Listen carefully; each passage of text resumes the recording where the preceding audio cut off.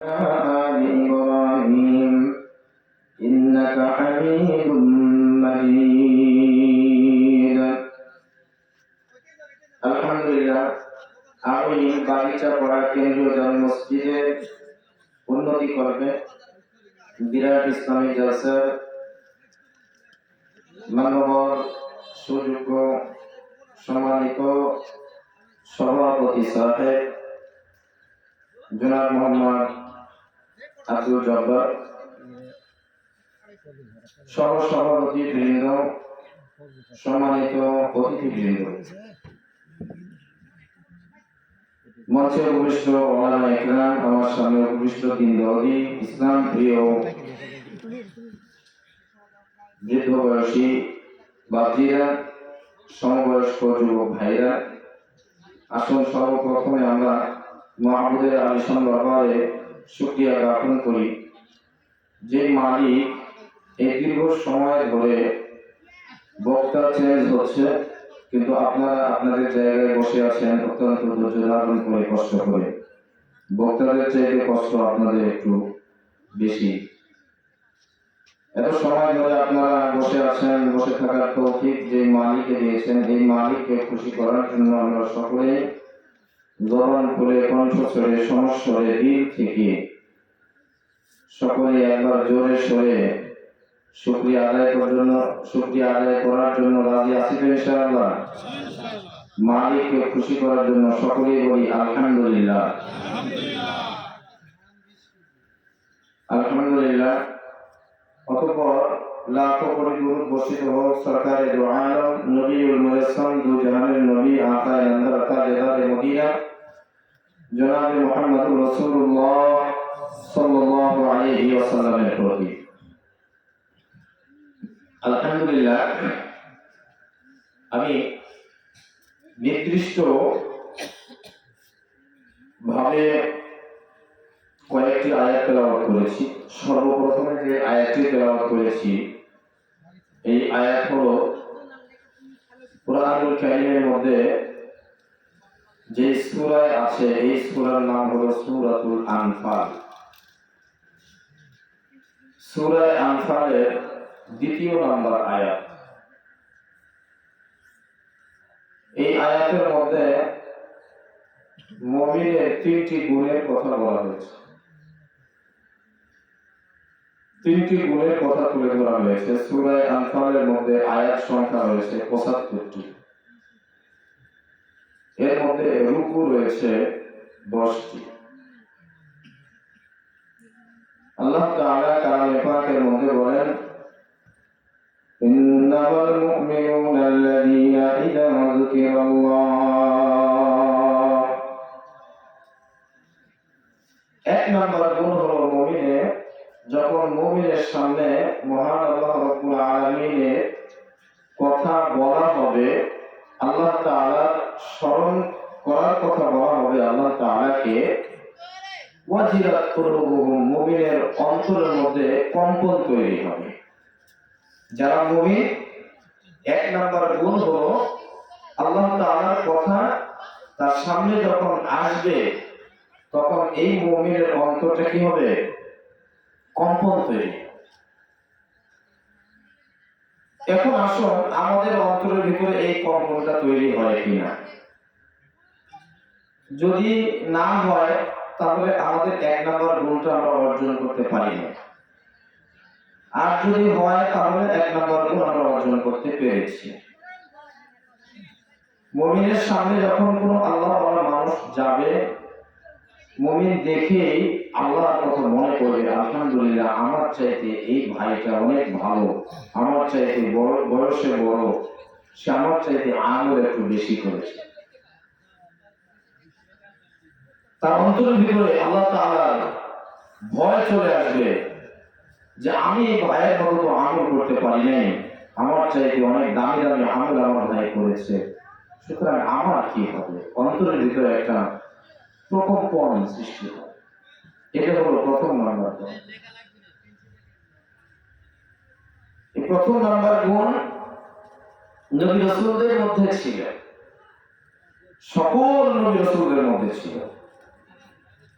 যেমন একজন নবী হযরত ইব্রাহিম খলিলুল্লাহ যাকে বলা হয়, এই নবীর নাম আপনারা শুনেছেন।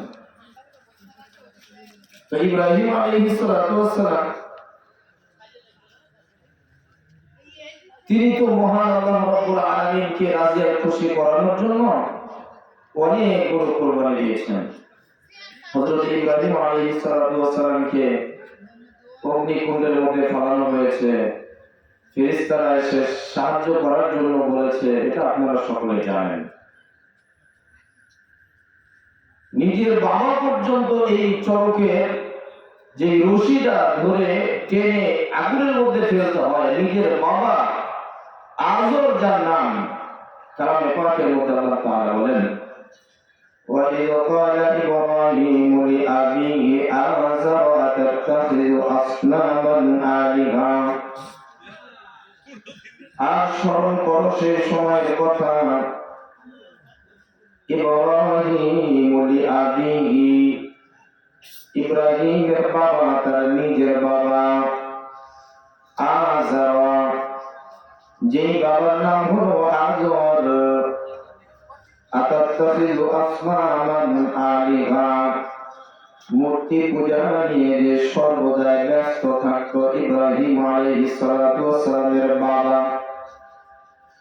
এই বাবা পর্যন্ত মূর্তি পূজা করার জন্য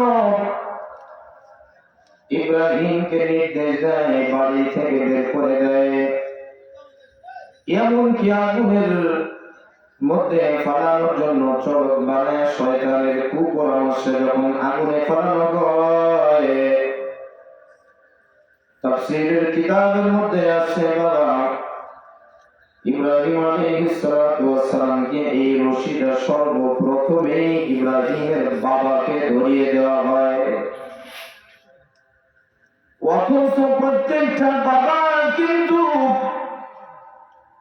তার সন্তানকে বাঁচানোর জন্য প্রাণপণ চেষ্টা করে, কষ্ট করে, আমার সন্তান কিভাবে বেঁচে থাকবে, কিভাবে ভালো থাকবে, কিভাবে বিপদে পড়বে না, বিপদে যদি পড়ে যায়। বাবজিরা আমার বলেন তো, আর এই বাগিচা পড়ে কোন আব্দুর রহমানের সন্তান যদি বিপদে পড়ে, আব্দুর রহমান মনে করেন চা স্টলে বসে বসে চা খাইতেছে, আর শুনতেছিল যে ব্রিজ পার হয়ে যে জায়গা আছে, এই জায়গা আব্দুর রহমান তোমার সন্তানকে ধরে ধরে কয়েকজন যুবক পিটায়।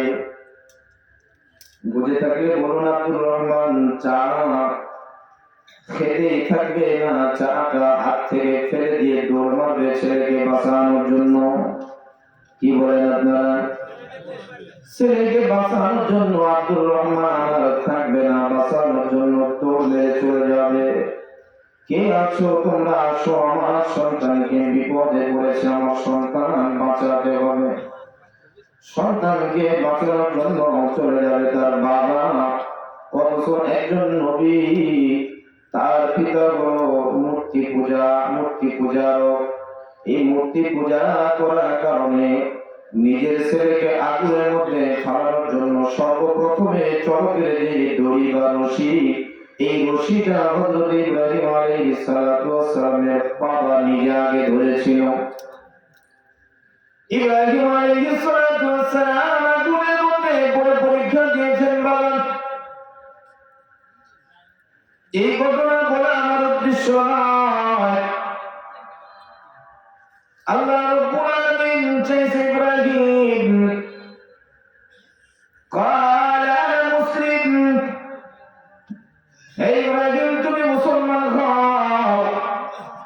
হযরত ইব্রাহিম আলাইহিস সালাতু ওয়াস সালাম সর্বপ্রথমে তিনি ডাক দিয়ে বলেন, কোন আঁকা-বাঁকা উত্তর নয়, সঙ্গে সঙ্গে বলে দিলেন, আসলামতু লিরাব্বিল আলামিন, আমি আত্মসমর্পণ করলাম, আমি আমার মালিককে স্মরণে আনলাম, লিরাব্বিল আলামিন, যিনি সকল জাহানকে পালনেওয়ালা, প্রতিপালনকারী। ইব্রাহিম আলাইহিস সালাতু ওয়াস সালাম কে বলা হয়েছে ইব্রাহিম, তাও তো ডাইরেক্ট ওহীর মাধ্যমে না, শুধুমাত্র কেবলমাত্র একমাত্র শব্দের মধ্যে জানায় দেওয়া হয়েছে, ইব্রাহিম তোমার প্রিয় বস্তুটাকে তুমি জবে করে দাও। একদিন, দুই দিন, তিন দিন স্বপ্ন দেখার পর প্রিয় বস্তু হিসাবে নিজের সন্তানকে জবে করার জন্য মনের ভিতরে কোনো মুনাফিকি নয়। হাজী সাহেব এখানে যদি কেউ থাকেন, দুই একজন থাকলেও থাকতে পারেন, কেউ আছেন নাকি ওয়াজ করেছেন এরকম কেউ আছেন? কেউ আছেন? হাজী সাহেব কেউ আছেন এখানে? আলহামদুলিল্লাহ, আলহামদুলিল্লাহ। আপনার হযরত ইব্রাহিম আলাইহিস সালাতু ওয়াস সালাম নিজের সন্তানকে যেই জায়গায় জবে করার জন্য শোয়া জবে করতেছিলেন বাবা, সেই জায়গাটা এখনো হাজী সাহেবদেরকে নিয়ে গিয়ে আমরা দেখাই। দেখেছেন আপনারা? এই জায়গায় নিজের সন্তানকে জবে করে দেওয়ার জন্য অন্তরের ভিতরে মুনাফিকি নয়, পকেট থেকে রশিটা বের করে সন্তানের হাত পা বাঁধা অবস্থায় জবে করতে লেগেছিলেন বাবা। মহান আল্লাহ রাব্বুল আলামিনের কথা যখন অন্তরের মধ্যে চলে আসে, হযরত ইব্রাহিম আলাইহিস সালাতু ওয়াস সালামের ভিতরে কম্পন তৈরি হয়। অনেকগুলো পরীক্ষা করেছেন, একটা দুইটা পরীক্ষা নয়, শেষ পর্যন্ত মহান আল্লাহ রাব্বুল আলামিন হযরত ইব্রাহিম আলাইহিস সালাতু ওয়াস সালামকে উপাধি দিয়ে দিলেন ইব্রাহিম খলিলুল্লাহ। জোরে বলেন না সুবহানাল্লাহ। ইব্রাহিম অনেকগুলো পরীক্ষা করেছি, সমস্ত পরীক্ষায় তুমি পাশ করেছো, সমস্ত পরীক্ষার ব্যাপারে তুমি বলেছো সাতাজিদুনি ইনশাআল্লাহু মিনাস সাবিরিন। قد صدقت الرؤيا إنا كذلك نجزي المحسنين। তোমাকে আমি স্বপ্ন দেখাইছিলাম, সন্তান চাই না, এরপরেও তুমি সন্তানকে আমার জন্য জবে করার জন্য রাজি হয়ে গিয়েছো।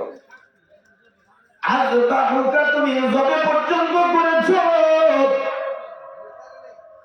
অনেকগুলো পরীক্ষা তোমার থেকে নিয়েছি ইব্রাহিম, আর পরীক্ষা নয় বরং তোমার আমি একটা উপাধি দিয়ে দিলাম। ইতিপূর্বে কোনদিন কোন নবীকে এমন উপাধি দেই নাই, তোমার নাম আজ থেকে খলিলুল্লাহ উপাধি আমি দিয়ে দিলাম। খলিলুল্লাহ মানে হলো আল্লাহ তাআলার বন্ধু। কতটা মহব্বত করলে একজন আরেকজনের সঙ্গে বন্ধুত্ব তৈরি করে। এমনি এমনি অপরিচিত কোনো মানুষের সঙ্গে কি বন্ধুত্ব তৈরি হয়? জোরে বলেন আপনারা। বন্ধুত্ব কখন তৈরি হয়? ওই মানুষের সঙ্গে মিশতে মিশতে চলাফেরা, আচার ব্যবহার দীর্ঘ সময় পরীক্ষা করার পরে এক পর্যায়ে দিক থেকে টান চলে আসে। এরপরে একজনের পক্ষ থেকে প্রস্তাব আসে, আমি তোমাকে বন্ধু বানাতে চাই। মহান আল্লাহ রাব্বুল আলামিন হযরত ইব্রাহিম আলাইহিস সালাতু ওয়াস সালামকে দীর্ঘ সময় পরীক্ষা নেওয়ার পর আল্লাহ তাআলার পক্ষ থেকে প্রস্তাব আসছে, ইব্রাহিম খলিলুল্লাহ। জোরে বলেন না সুবহানাল্লাহ। এটা শুধু আমি মুখে বলছি আর আপনারা কানে শুনছেন, এর মধ্যে সীমাবদ্ধতা রাখে না। আল্লাহ তাআলার নিকটে কত বড় পরীক্ষা দিলে আর কত বড় ত্যাগ স্বীকার করলে, কত বেশি ইবাদত করলে আল্লাহ নিজে বন্ধু বানাইতে চায়। ইব্রাহিম খলিলুল্লাহ ফিরিস্তারা জিজ্ঞাসা করে, মাওলা কারীম, আপনি তো আপনার বন্ধুকে পরীক্ষা করেছেন, আপনার বন্ধুকে আপনি বন্ধুর সার্টিফিকেট দিয়েছেন, কেমন বন্ধু যদি একটু সুযোগ দেন, অর্ডার দেন, অনুমতি দেন, তাহলে আমরা একটু পরীক্ষা নিতে পারি। ফেরেশতাদেরকে মহান আল্লাহ রাব্বুল আলামিন বলে, আমি নিজে পরীক্ষা নিয়ে সমস্ত পরীক্ষায় পাশে 100 পেয়েছেন আমরা। আমি খালিক ইব্রাহিম মাখলুক, আর তোমরা মাখলুক হয়ে মাখলুককে পরীক্ষা করো না। আমি খালিক পরীক্ষা করেছি, 100 নাম্বার দিয়েছি, তোমরা পরীক্ষা করলে কি মনে করেছো সে পাস করবে না? ফেরেশতারা বলে, মাওলা কারীম, যদি একটু অনুমতি হয় তাহলে আমরা একটু পরীক্ষা নিয়ে আসতে পারি। ফেরেশতা নয়। হযরত জিবরাইল আলাইহিস সালাতু ওয়াস সালাম ফেরেশতাদের মধ্যে যে ফেরেশতা সর্দার, যাকে বলা হয় ফেরেশতাদের সর্দার। হযরত জিবরাইল আলাইহিস সালাতু ওয়াস সালাম বলেন, মাওলা কারীম, যদি একটু অনুমতি দাও তাহলে পরীক্ষা আমি নিজে দিয়ে একটু নিতে পারি। আল্লাহ তাআলা বলেছিলেন, নিশ্চয় আমি আল্লাহর পক্ষ থেকে তোমাকে আমি অর্ডার দিয়ে দিলাম, যাও তুমি যাও আমার বন্ধুকে পরীক্ষা করে আসো। হযরত জিবরাইল আলাইহিস সালাতু ওয়াস সালাম মানুষের আকৃতি ধরে ইব্রাহিম আলাইহিস সালাতু ওয়াস সালাম ওই সময় মাঠের মধ্যে ছাগল চড়াইতেছিলেন। বাবা, ছাগল চড়াইতেছিলেন। ওই যে আমি প্রথমে বলেছি এই আয়াতের মধ্যে তিনটি গুণের কথা বলা হয়েছে। এক নাম্বার গুণ হলো মহান আল্লাহ রাব্বুল আলামিনের কথা যখন মুমিনের সামনে তুলে ধরা হবে, মুমিন যখন আল্লাহ তাআলার কথা শুনবে তখন অন্তরের মধ্যে কম্পন তৈরি হবে। হযরত জিবরাইল আলাইহিস সালাতু ওয়াস সালাম মানুষের সুরত ধরে এসে দেখে ইব্রাহিম আলাইহিস সালাতু ওয়াস সালাম ছাগল চড়ায়, এক জায়গায় বসে আছে। একটু দূরে গিয়ে এই মানুষটা বসে, অর্থাৎ হযরত জিবরাইল আলাইহিস সালাতু ওয়াস সালাম বসে পরীক্ষা করার জন্য বসছেন। বসে এবার কেবল মুখ থেকে উচ্চারণ করে সুবহানাল মুলক। যখন এই কথা বলেছে সুবহানাল মুলক, কত পবিত্র সেই আল্লাহ, সমস্ত জগতের যিনি মালিক। জোরে বলেন না কথা ঠিক কিনা? এতটুকু কথা যখন হযরত ইব্রাহিম আলাইহিস সালাতু ওয়াস সালামের কান পর্যন্ত আসছে, বাবা সঙ্গে সঙ্গে তাকায় দেখে একজন মানুষ ওখানে বসে বসে গুনগুন গুনগুন করে এই আওয়াজটা দেয়। ইব্রাহিম আলাইহিস সালাতু ওয়াস সালাম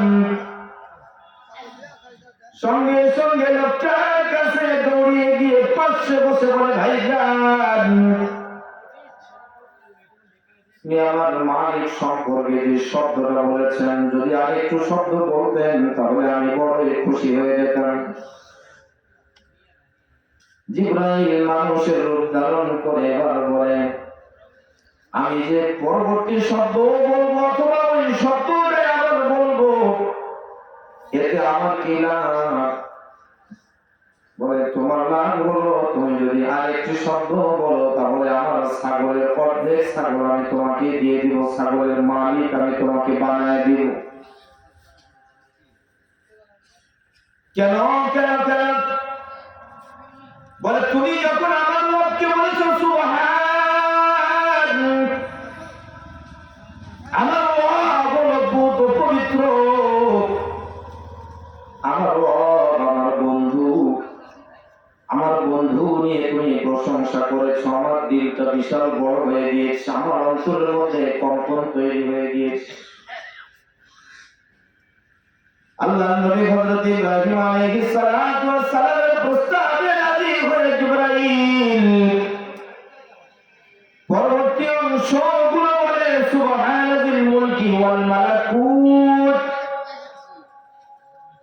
সমস্ত ফেরেশতা, যতগুলো ফেরেশতা আছে সমস্ত ফেরেশতাদের মালিক হলেন সেই সুবহান। হযরত ইব্রাহিম আলাইহিস সালাতু ওয়াস সালাম ডাকতে বলে, ভাই পরে যদি তুমি আরেকটু কথা বলতে পারো তাহলে আমি আমার ছাগলের বাকি অংশ যতটুকু আছে এতটুকুর মধ্যে অর্ধেকটা আমি তোমাকে দিয়ে দেব। এইভাবে বাবা এই দোয়াটা শেষ পর্যন্ত পড়েছে। ঘটনাটি রয়েছে আয়াতুল আওয়াদ নামক কিতাবের মধ্যে। এক পর্যায়ে প্রায় দলের মধ্যে 1000 ছাগল একবার করে আল্লাহ তাআলার নাম শুনে দিনের মধ্যে কম্পন তৈরি হয়। ছাগলগুলোর মালিক ওই বান্দাকে বানায় দেয়। এক পর্যায়ে যখন ছাগলগুলো সবগুলো শেষ হয়ে যায়, তারপরে ভাইজান আরেকটা শব্দ তুমি বলো, আবার আমার রবের নাম তুমি একটু উচ্চারণ করো। জিবরাইল ডাকতে বলে, ভাইজান আপনার কাছে আর তো কোনো ছাগল নাই, এরপরে যদি আমি আপনার রবের কথা বলি তাহলে আপনি আমাকে কি দিবেন? ইব্রাহিম খলিলুল্লাহ ডাকতে বলে, ভাই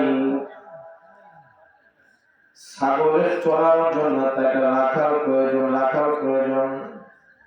যদি তুমি আমার মাহবুবের নামটা উচ্চারণ করো তাহলে আজ এই মুহূর্ত থেকে তোমার ছাগলের আমি রাখাল হয়ে গেলাম।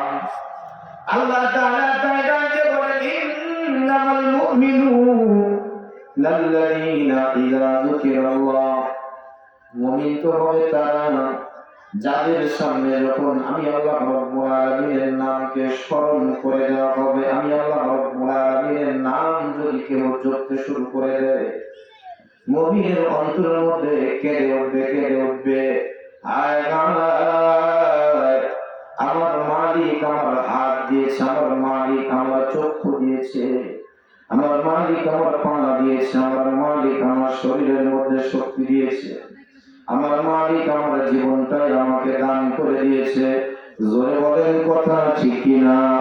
হাতের মালিক কি আমি আপনি না? আল্লাহ তাআলা। তাই তো কবিতায় বলেছেন, ইয়ামানত চাঁদে রোজা নজে মাস, ইয়ামানত চাঁদে রোজা নজে মাস, দর হাকিকত মালিকে গারশি খুদাস্ত, দর হাকিকত মালিকে গারশি খুদাস্ত। যেগুলো বডির মধ্যে আপনি আমি নিয়ামত দেখি বাবা, এই নিয়ামতের মালিক আমি আপনি না। চিৎকার দিয়ে বলেন, এই নিয়ামতের মালিক কে? এই নিয়ামতের মালিক আমার মালিক রব্বে কারীম। আমি আপনি যখন মার পেটের মধ্যে ছিলাম, দুনিয়ায় আসছি, এখন দুনিয়ায় বিভিন্ন খাবার খাওয়ার কারণে, খাবার গ্রহণ করার কারণে আমরা অনেক সময় অসুস্থতা বোধ করি। খাদ্যের মধ্যে যদি ভেজাল হয়, শরীরের মধ্যে অসুস্থতা তৈরি হয়, এমন অসুস্থতা তৈরি হয়, অনেকগুলো খাবার পর্যন্ত মেনে বেঁচে চলতে হয়। হয় কি হয় না? ধরে বলেন, চলতে হয়। অথচ মার পেটের মধ্যে যখন আমি আপনি ছিলাম 10 মাস 10 দিন পর্যন্ত, সময় কম বেশি হতে পারে, এই সময়ের মধ্যে কোনদিন কি দুনিয়ার কোনো ডাক্তার সেই জায়গায় গিয়ে চিকিৎসা করার প্রয়োজন হয়েছে? জোরে ডাক দিয়ে বলেন, প্রয়োজন হয়েছে? প্রয়োজন হয় নাই। আমার মালিক আমাকে সমস্ত অঙ্গ প্রত্যঙ্গ গুলো দিয়েছে বাবা, আর দিয়েছে, কিডনি দিয়েছে, চক্ষু দিয়েছে, বিশাল বড় বড় নিয়ামত গুলো দিয়েছে। মানুষের শরীরের মধ্যে একটা মানুষ বেঁচে থাকতে হলে এই শরীরের মধ্যে নিম্নে 5 থেকে 6 লিটার রক্ত থাকে, 5 থেকে 6 লিটার, আর একটু কম বেশিও থাকতে পারে। সুস্থতা থাকার জন্য নিম্নে 5 লিটার অথবা 6 লিটার রক্ত একটা মানুষের শরীরের মধ্যে আছে। এই শরীরের মধ্যে 3 লক্ষ রাস্তা রয়েছে বাবা, 3 লক্ষ রাস্তা রয়েছে। বিজ্ঞানী ছাত্র যারা আছো তোমরা একটু খেয়াল করো, ভালো করে খেয়াল করে শোনো। আর বড় মুরব্বী বাবাজি যারা আছেন ওনারাও একটু শুনে রাখেন। আল্লাহ রাব্বুল আলামিন আমাদেরকে কত বড় নিয়ামত দিয়ে রাখছেন। রক্তের দাম যদিও আপনার কাছে আমার কাছে খুব কম মনে হতে পারে, 6 লিটার রক্ত আমার শরীরের মধ্যে আছে, রাস্তা রয়েছে 3 লক্ষ। 3 লক্ষ রাস্তার মধ্যে বিদ্যুতের গতি যেমনি ভাবে সেকেন্ডে 1,86,000 বর্গ মাইল বিদ্যুতের গতি, আলোর গতি 1,86,000 বর্গ মাইল। এখানে আপনি কারেন্টে টিপ দিবেন, 1 সেকেন্ডে 1,86,000 বর্গ মাইল দূরে লাইট যদি থাকে সেখানে জ্বলে উঠবে। জোরে বলেন কথা ঠিক কিনা? এগুলো তো কোরআন হাদিসের কথা। এর চাইতেও আরো বেশি দ্রুত ভাবে 1,86,000 বর্গ মাইল সমান হলো 3 লক্ষ কিলোমিটার। এখন তো কিলোমিটারের মাপ, এক সময় ছিল মাইলের মাপ, কিন্তু এখন তো কিলোমিটার আসছে বাবা।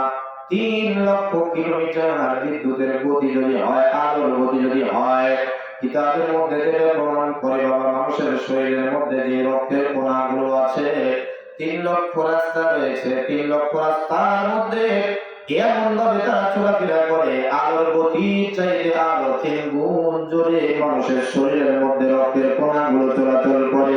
না বুঝলে একটু চিৎকার দিয়ে বলেন না সুবহানাল্লাহ। এই রক্তের কণা, এই 6 লিটার রক্তের মধ্যে কিন্তু কোটি কোটি রক্তের কণা রয়েছে। মানুষের শরীরের মধ্যে কোটি কোটি ছিদ্র,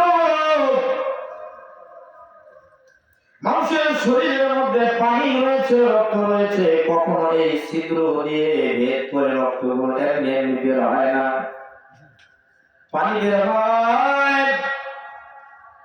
গরম যদি অত্যন্ত বেশি লাগে, রক্ত তখন গরম হয়ে শরীরের মধ্যে যে পানিগুলো শরীরকে ক্ষতি করে, এই পানিগুলোকে চাপ দিয়ে দিয়ে মানুষের শরীরের ফুটা দিয়ে বের করে দেয়। মানুষ তখন ঘামতে শুরু করে, ঘামতে শুরু করে। ডাক্তাররা রিসার্চ করে বের করেছে, মানুষ যদি ঘামে তাহলে এই ঘামের মধ্য দিয়ে অনেক অনেক দূষণীয় জীবাণুগুলো আল্লাহ রাব্বুল আলামিন বের করে দেয়। এই রক্তের কণাগুলো কোটি কোটি কণা, 3 লক্ষ যে রাস্তা, এই রাস্তার মধ্যে বিদ্যুতের গতির চাইতে আরো দ্রুত ভাবে চলাফেরা করতে করতে করতে করতে একটা রক্তের কণা যদি আরেকটা রক্তের কণার সঙ্গে ধাক্কা লেগে যায়, বাবা, মানুষটা পৃথিবীতে বাঁচতে পারে না।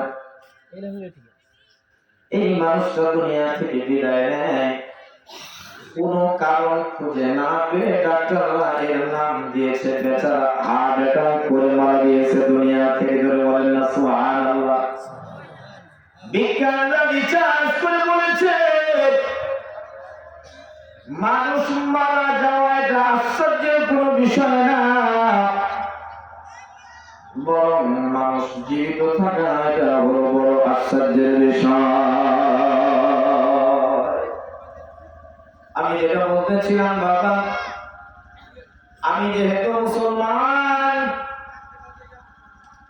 আমি যেহেতু মুসলিম, সেহেতু আমাকে আমার রব্বে কারীমের কথা শুনে আমার জীবনের সমস্ত ইনকাম সহ আমি যা কিছু মালিক, এগুলো তো মালিক আমি আসলে নয়, আসল মালিক তো আমার রব্বে কারীম। আমার উচিত হবে আমার রব্বে কারীম আমাকে যেভাবে চলার নির্দেশনা দিয়েছে এইভাবে চলতে হবে। আমাকে নামাজের জন্য অর্ডার দেওয়া হয়, গোলাম এই যে নামাজ আমি হাদিয়া দিলাম, নামাজ তোরা ছাড়বি না গোলাম। দিন রাত 24 ঘন্টার মধ্যে 5 ওয়াক্ত নামাজ আমি তোদের উপরে ফরজ করে দিলাম। নামাজ পড়বি তোর লাভ, আমার কোনো লাভ নয়। তুই গোলাম যদি নামাজ নাও পড়িস, আমি রব্বে কারীমের কোনো ক্ষতি নাই। জোরে বলেন ক্ষতি আছে? বরং নামাজ পড়লে কি লাভ বান্দাদের? শরীরের মধ্যে 206টি হাড় রয়েছে, হাড় রয়েছে, হাড়। নামাজ হলো মানুষের শরীরের হাড়গুলো ঠিক রাখার জন্য নির্দিষ্ট একটা ব্যায়াম। সুবহানাল্লাহ বলেন না? মানুষ যদি 7 বছর থেকে শুরু করে নামাজের মতো নামাজ যদি সহিহ তরিকায় আদায় করতে থাকে, এই মানুষটা সুস্থ থাকবে। আল্লাহ রাব্বুল আলামিন এই মানুষটাকে নামাজের মাধ্যমে সুস্থ রাখবেন। আপনি সুস্থ থাকার জন্য যে ইবাদতটা দেওয়া হলো, এই ইবাদতটা আল্লাহ রাব্বুল আলামিনের জন্য নয়, বরং আমার আপনার উপকারের জন্য দেওয়া হলো। বাবা, যেমনি ভাবে সামনে আসতেছে রমজান মাসের রোজা, রোজা রাখলে আল্লাহ লাভ না, বরং আমার আপনার লাভ। বিজ্ঞানীগণ রিসার্চ করে বের করেছেন, রোজা রাখার কারণে মানুষ দিনের বেলা যতবার খায়, খাওয়ার কারণে একসময় মানুষের শরীরের মধ্যে একটা সেদলা তৈরি হয়। পানির পাত্রের মধ্যে সর্ব অবস্থায় যখন আপনি পানি রাখেন রাখেন, সর্বাবস্থায় যখন আপনি পানি রাখেন, এইদিকে তো পানির ট্যাঙ্কি ব্যবহার করা হয় কি হয় না? পানির ট্যাঙ্কি ব্যবহার করা হয় না? পানির ট্যাঙ্কিটা যখন আপনি দেখবেন 1 বছর 2 বছর পরিষ্কার করেন না, এই পানির ট্যাঙ্কির ভিতরে ছেলেরা ধরে সেখানে পোকা তৈরি হয়, হয় কি হয় না? জোরে বলেন, হয় কি হয় না? এটা যদি আপনি পরিষ্কার করতে চান, তাহলে তো এখন পরিষ্কার করার জন্য এই হার্পিক বলেন বা আরেকটা কি রয়েছে, ড্যাম্পিক্স বলেন, আর যেটা বলেন, এগুলো দিলে পরিষ্কার করা যায়। কিন্তু একসময় তো এগুলো ছিল না। এটা পরিষ্কারের জন্য মুরব্বীরা কি করতো, এটাকে পানি দিত না, পানি না দিয়ে রোদ্রে কড়কড় করে শুকায়। যখন রোদ্রে শুকায় পানি না দিয়ে দেখবেন 10 দিন ওই পানি আর না দেওয়া হয়, ভিতরে সমস্ত ছেতলাগুলো শুকিয়ে কড়মড় করে উঠে যায়। মানুষ তখন কোনো হাতিয়ার দিয়ে সেগুলো সব উঠায় একবারে পরিষ্কার করে এরপরে আবার পানি দেয়। তেমনি ভাবে বাবা 11টি মাস পর্যন্ত আপনি খানা খাইলেন, 11টি মাস পর্যন্ত আপনি দিনে নাই রাত্রে নাই সর্বদা আপনি খানা খাইতে থাকলেন। শরীরের মধ্যে অসুস্থতার বাসা বেঁধেছে, সেলা ধরে গিয়েছে। এটাকে দূরীভূত করার জন্য মাওলা কারীম আমার আপনার জন্য পুরা রমজান মাসের 1 মাস রোজা আমার আপনার উপরে ফরজ করে দিয়েছেন। লাভ কার? জোরে বলেন, কার লাভের জন্য এটা? আমার লাভ না আল্লাহর লাভ? একজন বলতেছে আল্লাহর লাভ। রোজা রাখলে কি আল্লাহর লাভ না বান্দার লাভ? যে রাখবে তার লাভ। এইভাবে প্রত্যেকটা ইবাদত কিন্তু আল্লাহ রাব্বুল আলামিন আমার আপনার জন্য দিয়েছেন আমাদের লাভের জন্য। সমস্ত মানুষ যদি মহান আল্লাহ রাব্বুল আলামিনকে ভুলে যায়, একজন যদি আল্লাহ তাআলার ইবাদত না করে, আল্লাহকে আল্লাহ বলে না ডাকে, আল্লাহর কোনো অসুবিধা নাই, কোনো ক্ষতি হবে? জয় বলেন, হবে? কোনো ক্ষতি হবে না। বরং আমাদের চাইতে অন্য অন্য মাখলুকাতগুলো রয়েছে, আমাদেরকে স্বাধীনতা দেওয়া হয়েছে। বলেন নামাজ পড়লে পড়, না পড়লে না পড়, ইচ্ছা তোর ধরবো আমি একসময়। নামাজ পড়বি না, ইবাদত করবি না, গোলামি করবি না, কোরআন তেলাওয়াত করবি না, জিকির করবি না, আমি আল্লাহ রাব্বুল আলামিনের কথা স্মরণ করবি না, ছাড় দিলাম কিন্তু ছেড়ে দেব না, ছাড় দিলাম ছেড়ে দিব না। গর্ব অহংকার করে করে তুই দাম্ভিকতার সাথে দুনিয়ায় চলবি, এমন একটা সময় আছে আমি তোর আয়াত করে টান মেরে কবরে নিয়ে আসবো, আর বাঁচার কোনো কায়দা নাই। আমি আপনাদের মনে করি দীর্ঘদিন আমরা আয়াত পাবো, দীর্ঘ সময় ধরে আমরা আয়াত পাবো। আমি আপনি যে জায়গায় রয়েছি, পজিশনে আছে, আমরা মনে করি দীর্ঘদিন আমি এই জায়গায় থাকবো। আমাদের নেতারা তাই মনে করেছিল 41 সাল পর্যন্ত আমরা থাকবো, কোনো কথা নাই। 41 সাল পর্যন্ত আমাদের মিশন মহান আল্লাহ রাব্বুল আলামিন বলেন, এই ক্ষমতা তোর হাতে নয়, ক্ষমতা গোলাম আমার হাতে, ক্ষমতা হলো আমার হাতে, ক্ষমতা ধর আমি। আমার কলিজার টুকরা সন্তানরা, ছাত্ররা আন্দোলন করে নেতা একেবারে দেশ থেকে বিদায় নিবে, এটা কি কখনো কোন মানুষ কল্পনার মধ্যে আনতে পারছিল? জোরে বলেন,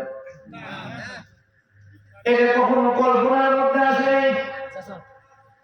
আমি রাজনৈতিক আলোচনা করি না, বোঝানোর জন্য জাস্ট একটু আপনাদেরকে মিস কল দেবো, আপনারা বুঝে নেবেন, সামনের দিকে আমি চলে যাব। আমি সূরা আনফালের 2 নম্বর আয়াত নিয়ে আলোচনা করতে আসি। মুমিনের 3টি গুণের কথা বলা হয়েছে, 3টি গুণের কথা বলা হয়েছে। 1 নম্বর গুণ নিয়ে আলোচনা চলতেছে, মনে আছে আপনাদের? 1 নম্বর গুণ হলো মুমিনদের সামনে যখন মহান আল্লাহ রাব্বুল আলামিনের কথা বলা হয়, মুমিনরা তখন অন্তর থেকে কেঁপে ওঠে। হযরত ইব্রাহিম আলাইহিস সালাতু ওয়াস সালাম যখন বললেন জিবরাইলকে, ভাই যদি তুমি আমার মালিকের নাম বলো, আমার অন্তর তো কাঁদে আমার মালিকের নাম শোনার জন্য, আমার মালিকের নাম শোনার জন্য। এই গ্রামের নাম আড়াই না, আড়াই গ্রামের মধ্যে এমন মানুষ আছে বাবা, আল্লাহর কথা বলতে তাদের চোখের মধ্যে পানি চলে আসে। দুই একজন মানুষ এইরকম আছে, এখানে থাকলেও থাকতে পারেন। দুই একজন মানুষ এইরকম আছে, প্রতি রাত মহান আল্লাহ রাব্বুল আলামিনের সঙ্গে প্রেম নিবেদন ছাড়া ঘুমায় না। আছে নাই? আবার আমরা এমন আছি, গুনাহ করতে করতে করতে করতে আমার অন্তরটা পাথর হয়ে গিয়েছে, পাঁচ ওয়াক্ত নামাজের জন্য মসজিদের পাশে বাড়ি, অথচ মসজিদে যায় না। মসজিদের পাশে বাড়ি, 1 মিনিট লাগবে না মসজিদ পর্যন্ত যেতে, 1/2 মিনিট লাগবে না, কিন্তু বেটা আল্লাহ গেছে না, মসজিদে যায় না। অনেক সময় বললে আবার বলে ভাই আমি বুঝি তাই মসজিদে যাই না। ওই একটা ঘটনা মনে পড়ে গেল, মসজিদের পাশে একজনের বাড়ি ছিল। এই লোকটা গরু পুষ্ট, গরু লালন পালন করতো, গরু পুষ্ট। এই গরু প্রতিদিন মসজিদের বারান্দার পাশে নিচ দিয়া পায়খানা করে রাখে, পেশাব করে রাখে। মসজিদের মুসল্লিরা যেতে বড় কষ্ট হয়। মুসল্লিরা বলেছে, আব্দুর রহমান তোমাকে আমরা সাবধান করে দিলাম, যদিও তোমার বাবার দেওয়া জায়গা, কিন্তু এটা তো অপ্রকৃত জায়গা, মসজিদ হয়েছে। তুমি যদি এইভাবে ডিস্টার্ব দাও, গরুর মাধ্যমে তুমি যদি মসজিদে এইভাবে নোংরা করতে থাকো, মসজিদের বাইরে তুমি নোংরা করতেছো, এর দ্বারা কিন্তু আমরা প্রয়োজনে মসজিদে আসবো না। আর যদি আমরা মসজিদে আসি এটা তুমি চাও, তাহলে তুমি তোমার গরুগুলো সঠিকভাবে সঠিক জায়গায় বাঁধা, যাতে করে মসজিদে মুসল্লি আসতে কষ্ট না হয়। গরু দূরে গিয়ে বাঁধছে, কিন্তু গরুর বাঁধনটা, রশিটা কিভাবে যেন খুলে গিয়েছে। মুসল্লিরা মুয়াজ্জিন সাহেব দেখছে গরু যেহেতু এখানে থাকে না, মসজিদের বারান্দার দরজাটাও ছিল খোলা, মসজিদের দরজাটাও খোলা, মানুষ নামাজে আসবে, আজান দিয়ে মুয়াজ্জিন সাহেব একটু বাড়িতে গেছে কাজ সারার জন্য। জোহরের আজান যখন হয় 1টার সময় আজান হয়, 1:30টার সময় নামাজ হয়, মাঝখানে আধা ঘন্টার সময় থাকে, কি থাকে না? অনেকেই কথা বলে না, তার মানে কি আপনারা যারা কথা বলছেন না তারা নামাজেই যান না। মুয়াজ্জিন সাহেব বাড়িতে গেছে, এসে দেখে গরুটা মসজিদের বাইরে এতদিন নাপাক করতো, আজকে দেখে মসজিদের ভিতর পর্যন্ত ঢুকে গিয়েছে। মসজিদের ভিতরে একেবারে পায়খানা করে, প্রস্রাব করে মসজিদটাকে নাপাক করে দিয়েছে। মুসল্লিরা এসে খেপা, ও আব্দুর রহমান তোমাকে আমরা নিষেধ করেছিলাম গরুটা ভোগায় বাঁধা। আব্দুর রহমান জোর রাগ করে বলে, ভাই আপনারা কেউ রাগ করিয়েন না, আমার গরু অবলা বুঝে না, যার কারণে মসজিদে আসছে। দেখেন তো বছরে একদিনও কি আমাকে মসজিদে আপনারা দেখতে পান? আমি বুঝি, যার কারণে আমি মসজিদে আসি না। এমন মুসলমান আমাদের এই আড়ই বাগিচা পড়ায় আছে না নাই? আরেকটু আস্তে বলতে হবে, আছে না নাই? আরেকটু জোরে বলেন না, আছে না নাই? ও বাবা, ও যুবকরা, তোমার দুইটা পা ধরে বলে, যেই মালিক তোমাকে অক্সিজেন দিয়ে বাঁচায় রাখছে, যেই মালিক তোমাকে দামি দামি খাবারগুলো খাওয়ায়, পৃথিবীর অন্য মাখলুকাতের দিকে আপনি তাকান, পিঁপড়ার দিকে তাকান, দেখেন পচা দুর্গন্ধ খাবারগুলো তারা খায়। পাখির দিকে তাকান, তারা দেখবেন বিভিন্ন পোকামাকড়গুলো খায়। আমাকে আপনাকে যদি আল্লাহ তাআলা এমন রিজিক দিত যে পোকা ধরবি আর খাবি, বলেন তো এটা কি উৎকৃষ্ট রিজিক ছিল? জোরে বলেন ছিল? মানুষের জন্য কত সুন্দর সুন্দর আইটেম। ও গোলাম, এটা অন্য কোনো কারণে নয়, অন্য কোনো কারণে নয়। খলাকাল্লাহু আদামা সূরাতিহি, ও আদম সন্তান, আমি তোদেরকে তৈরি করেছি আমার সূরত দিয়ে, আমার যেমন ভালো লেগেছে আমি তেমনি ভাবে তোদেরকে তৈরি করেছি। সুতরাং তোর পুরা মুখমণ্ডল সহ মাথাটা আমি আল্লাহ রাব্বুল আলামিন নিজ কুদরতে হাত দ্বারা তৈরি করেছি। চাঁদকে আমি তৈরি করি নাই, চাঁদকে তৈরি করেছি শুধু অর্ডার দিয়ে। সেখানে আমার হাত লাগানোর কোনো প্রয়োজন হয় না। শুধু আমি বলছি কোন হয়ে যাও, সঙ্গে সঙ্গে চাঁদ হয়ে গিয়েছে। আসমান আমি তৈরি করেছি পুরো আসমান লোহা দিয়ে, আমার পুরো আসমান স্বর্ণ দিয়ে, পুরো আসমান চাঁদি দিয়ে। আমি শুধু বলেছি আসমান তৈরি হয়ে গিয়েছে, কোন বলেছি হয়ে গিয়েছে।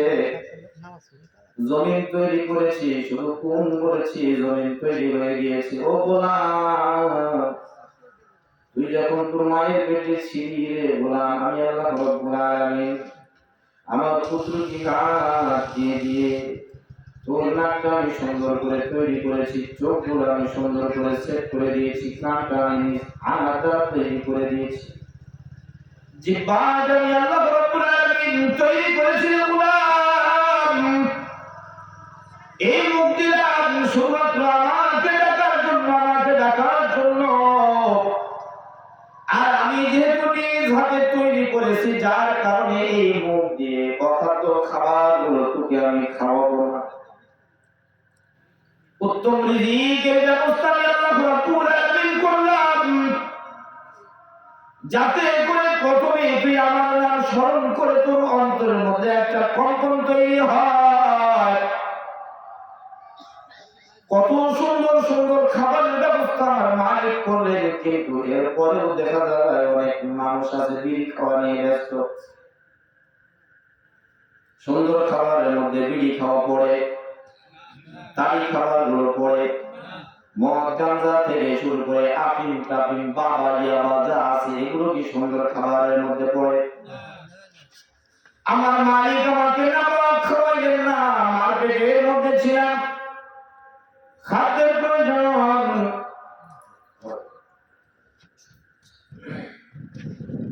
একটু জিকির করেন লা ইলাহা ইল্লাল্লাহ, জোরে লা ইলাহা, জোর আওয়াজে লা ইলাহা, লা ইলাহা, লা ইলাহা, লা ইলাহা ইল্লাল্লাহু মুহাম্মাদুর রাসূলুল্লাহ সাল্লাল্লাহু আলাইহি ওয়াসাল্লাম। মার্কেটের মধ্যে যখন আমি আপনি ছিলাম বাবা, মুখ দিয়ে খাওয়াই নাই, বরং নাভির সঙ্গে মার নাভির সঙ্গে একটা কানেক্ট করে দেওয়া হয়েছিল, রাস্তা করে দেওয়া হয়েছিল। এই নাভি দিয়ে, নাভির মাধ্যমে আল্লাহ রাব্বুল আলামিন আমার আপনার খাবারের ব্যবস্থা করেছে। আল্লাহ তাআলা কুদরতিভাবে মুহাব্বত করে করে না পাক খাওয়াইলেন না। কিন্তু আমি আপনি কত বড় জানেন, কত বড় জানেন, কত বড় জানেন, যেগুলো খাওয়া নিষেধ সেগুলো আমরা খাইলাম। এটা আমার মালিকের সঙ্গে গাদ্দারি হলো কিনা জোরে বলেন, আরো জোরে বলেন গাদ্দারি হলো কিনা। আবার দেখা যায় মালিককে, মালিকের পায়ে সেজদা দেওয়ার জন্য আমার কপালটা তৈরি করা হয়েছে। মানুষের কপালটা সবচাইতে দামি জিনিস, দামি জিনিস। আল্লাহ তাআলা বলে দিলেন গোলাম, আসসিজদাতু লি, এই কপাল তোর যেই জায়গায় নত হবে এটা শুধু আমার কুদরতি পাপ, শুধু আমার পায়ে সেজদা দিও, অন্য কারো পায়ে নয়, অন্য কারোর পায়ে নয়। মানুষ আমরা বুঝি বা না বুঝি অনেক সময় পীরের পায়ে সেজদা করি, জোরে বলেন কথা ঠিক কিনা? পীরের পায়ে যদি আপনি সেজদা করেন বাবা, শিরক হয়ে গেল, শিরক বিল্লাহ, আল্লাহ তাআলার সঙ্গে শিরক করা। আল্লাহ বলেন গোলাম, কপাল দিলাম আমি আমার পায়ে সেজদা করার জন্য, তুই মানুষের পায়ে সেজদা করিস। ও বাবা, এর চাইতে তো কাফেররা তাহলে ভালো আপাতত দৃষ্টিতে ধরে নিলাম। কাফেররা সেজদা করে পাথরের নিচে, পাথরের নিচে অথবা মাটি দিয়া মূর্তি বানায় তার নিচে সেজদা করছে। ও অথচ আপনি সেজদা করছেন পীরের পায়ে। নিজের বাবাকে বাবা বলে ডাকে না, পীর বাবাকে বাবা বলে ডাকার জন্য ব্যস্ত হয়ে যায়, মুখ দিয়ে ফেনা উঠে যায়। আপনাদের এলাকায় কি এরকম কোন মুরিদ আছে? পীর মুরিদি কারবার চলে? কি বলবো আমি আপনাদের, আপনারা কতক্ষণ থাকবেন আমি জানি না। এই আয়াতের আলোচনা যদি পুরোপুরি করা হয়, আমার মনে হয় 5 ঘন্টার নিচে হবে না। থাকবেন তো ইনশাআল্লাহ? কতক্ষণ থাকতে পারবেন না বলে দিয়েছি। 1 ঘন্টা চলবে তো? কত বছর দেখেন আমার কি ঘড়ি একটা ঘড়ি সামনে রাখেন, অথবা আপনার মোবাইলটা দেখে 1 ঘন্টা হয়ে গেছে, আর আধা ঘন্টা 40 মিনিট চলবে ইনশাআল্লাহ। দেখেন বেশি হলে হবে আলহামদুলিল্লাহ। এখন তো দেখি মানুষ গ্রামের দিকে বেশি, শহরের মানুষ অনেক সচেতন। কিছু কথা বলি, না বললে হয় না। অনেক পীর বের হয়েছে, এরা গ্রামে এসে ফতোয়া দেয়, পীর যদি না ধরো তোমাকে পরকালে কে পার করবে। এরকম আছে না নাই? আর বেশি বেশি দেখবেন মহিলাদেরকে খালি মুরিদ বানায়, মহিলাদেরকে মুরিদ বানায়। বাড়ির পুরুষ মানুষ তো এরা কাজে ব্যস্ত থাকে, আর মা বোনরা তো এরা সহজ সরল বেশি। এদেরকে খালি একটু আশ্চর্যজনক ভাবে একটু কথাগুলো বলবেন, দেখবেন যে আপনার কথা 100 বিশ্বাস করছে। এই পীরদের কথা শুনে পীরের হাতে হাত রেখে মুরিদ হয়, বছর শেষে ওরসের সময় নিজে খাইতে পায় না, বাড়ির গরুটা 1 বছর ধরে লালন পালন করেছে, গরুটা নিজে পীর বাবার মাজারে দিয়ে আসে। অথচ তার বাবা মা না খেয়ে বাড়িতে মারা যাচ্ছে। বাবা মা খোঁজ খবর নেয় না, বাবা মাকে বাবা বলে ডাকতে পারে না, পীর বাবাকে বাবা বলে ডাকার জন্য একেবারে তৈয়ার। শোনেন যুবক, শোনেন, কিয়ামতের ময়দানে পীর তো দূরের কথা, টাটকা কিন্তু সহি কথা বলে যায়। পীর যদি এত বেশি প্রয়োজন হতো, তাহলে আল্লাহ রাব্বুল আলামিন আমাদের নবী জনাবে মুহাম্মদুর রাসূলুল্লাহ সাল্লাল্লাহু আলাইহি ওয়াসাল্লামকে সবচেয়ে বড় পীর বানাইতে পারতেন কি পারতেন না? জোরে বলেন। তিনি হতেন সবচেয়ে বড় পীর, সাহাবায়ে কেরামরা হতেন সবচেয়ে বড় মুরিদ। কিন্তু কোনদিন আল্লাহর নবী এই কথা বললেন না যে আমি তোমাদের পীর আর তোমরা হলো আমার মুরিদ। বাবা বলে ডেকে ডেকে তোমরা আমার পুরা সংসারের মধ্যে যা খরচ লাগবে তোমরা বাড়ি থেকে এসে দিয়ে যাও, এমন কথা কি আল্লাহর নবী বলেছেন? বরং এই হাদিসটা আপনারা সকলেই জানেন, সকলেই শুনেছেন, কম বেশি সকলের জানা। কিয়ামতের ময়দানে আপনার নবী ছাড়া সকল নবীরা পর্যন্ত মহান আল্লাহ রাব্বুল আলামিন যেদিন কাহার নাম ধারণ করবেন, সেই দিন অন্য নবীরা পর্যন্ত ইয়া নাফসি বলতে থাকবে। ইয়া নাফসি মানে আল্লাহ তুমি আমাকে বাঁচাও, আমার কি হবে, আমার কি হবে, হায় হায় আমার কি উপায় হবে। নবীদের যদি অবস্থা হয়, আপনি কেমন পীর? আপনার শুধু পাছায় বাড়ি লাগানো দরকার, পাছায় বাড়ি লাগানো দরকার। নবীদের অবস্থা যেটা হয়, এটা কিয়ামতের ময়দানে ইয়া নাফসি করতে হয়, তাহলে আপনি কত বড় পীর হলেন যে সেদিন নবীদের চাইতে কি আপনার দাম বেড়ে যাবে? যারা বলেন না নাউজুবিল্লাহ। এই জন্য কখনোই এরকম ভণ্ড পীরকে ধরবেন না। পীর শব্দের অর্থ হলো মুরব্বী। পীরের কাছে এমন পীরের কাছে বায়াত হবেন না যেই পীরের কাছে বায়াত করে কোনো নামাজ কালাম লাগে না। পীর তো বলে দেয় যে বাবা নামাজ পড়া লাগবে না, যদি নামাজই পড়া লাগে তাহলে তুমি আমার কাছে আসছো কেন? বলে বাবা কি করা লাগবে?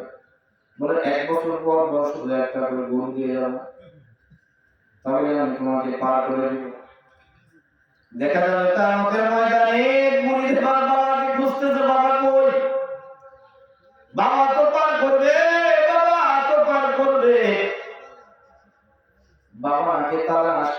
করতে যাইতেছে সামনের দিকে, আর ফেরেশতারা একে লাঠি দিয়ে পিটানি দিতে দিতে সামনের দিকে নিয়ে যাইতেছে। কোথায় যাবে আমার বাবাকে খুঁজতে? পিটানি দিয়ে দিয়ে সামনের দিকে নিয়ে গিয়ে দেখে বিশাল বড় একটা জাহান্নামের গর্তের মধ্যে বাবা উপুড় হয়ে পড়ে রয়েছে। ও বাবা, কি হয়েছে? আপনি এখানে কেন উপুড় হয়ে পড়ে আছেন? তাকায় দেখে বলবে, বাজান রে, দুনিয়াতে ভণ্ডামি করে করে তোমার থেকে অনেক জিনিসগুলো খাইছি। নামাজ পড়ার আগে এমনটা বলেছিলাম, এটা আমি ভুল বলেছিলাম। আসো আসো আসো, আজকে পীর মুরিদ দুজনেই আমরা জাহান্নামের তলদেশে থাকি। এই জন্য কোন মাজার ইবাদত করা জায়েজ নাই। মাজার যদি হতো তাহলে আল্লাহর নবীর রওজা মুবারক পৃথিবীর মধ্যে সবচেয়ে বড় মাজার মুসলমানরা মুমিনরা করত। জোরে বলেন কথা ঠিক কিনা?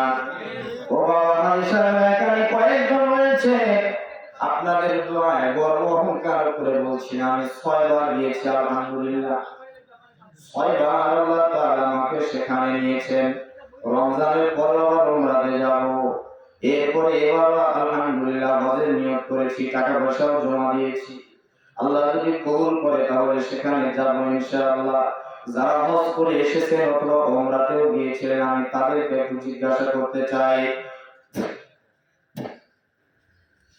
রাসূলের রওজায় যখন গিয়ে মুসলমানরা সালাম দেয়, আয়েশারা সালাম দেয়, আসসালামু আলাইকা ইয়া রাসূলুল্লাহ, আসসালাতু ওয়াসসালামু আলাইকা ইয়া হাবিবাল্লাহ, আসসালাতু ওয়াসসালামু আলাইকা ইয়া খায়রুল খালকিল্লাহ। এইভাবে যখন আয়েশারা সালাম দেয়, আয়েশাদের চোখের পানিগুলো রাখতে পারে না, আবেগে আপ্লুত হয়ে চোখের পানিগুলো পড়তে থাকে। জোরে বলেন আয়েশারা, কথা ঠিক বললাম নাকি? আয়েশারা নিজের চোখের পানিগুলো রাখতে পারে না, রাসূলের রওজা মুবারকের দিকে তাকায়, আর চক্ষু দিয়ে পানি বয়ে পড়ে যায়। সেই জায়গায় গিয়ে রাসূলের রওজার পাশে যে ফুটো দিয়ে দেখা যায়, যে জায়গায় লেখা আছে মুহাম্মাদুর রাসূলুল্লাহ সাল্লাল্লাহু আলাইহি ওয়াসাল্লাম, আয়েশারা উকি বুকি দিয়ে দেখতে থাকে।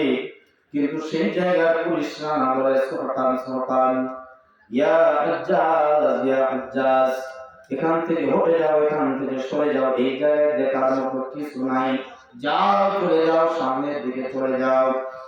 সবচেয়ে বড় মানুষ, মানুষের মধ্যে সবচেয়ে দামি মানুষ